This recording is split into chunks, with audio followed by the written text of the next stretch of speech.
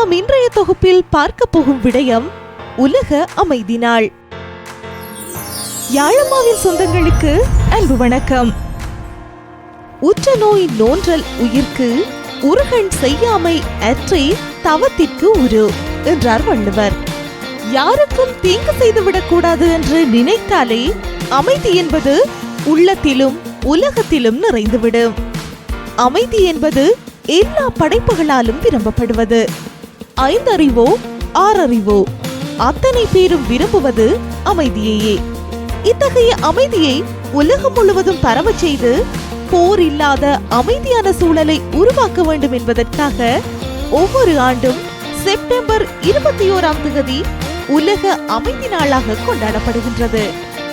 நாட்டின் எல்லைகள் மற்றும் உள்நாட்டு பிரச்சனைகள் போன்றவற்றால் நாட்டின் பகுதி முழுவதும் பதற்றமான நெருக்கடியான சூழல் நிலவுவதை தடுக்கவும் மனித சமூகம் அமைதியான முறையில் வாழ்க்கையை மேற்கொள்ள வேண்டும் என்பதற்காகவும் ஐக்கிய நாடுகளின் ஒட்டுமொத்த ஆதரவுடன் இந்த நாள் கொண்டாடப்பட்டது.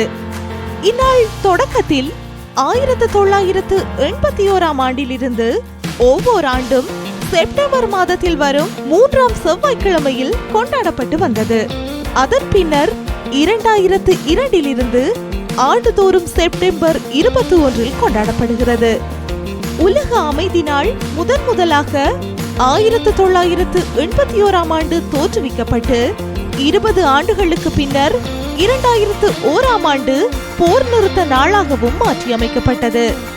தாழ்த்தப்பட்ட சமூகத்தில் மிகவும் பின்தங்கி இருக்கும் குழுக்கள் இச்சூழலினால் மிகப்பெரிய பாதிப்புகளை சந்தித்திருப்பதாகவும் இப்பாதிப்பு உலகெங்கும் சமத்துவமின்மையை ஏற்படுத்தி இருப்பதாக அந்தந்த நாடுகள் பெற்றுள்ள தடுப்பூசியின் எண்ணிக்கையை கூறி இந்நாள் குறித்த அறிக்கையை ஐநா வெளியிட்டுள்ளது.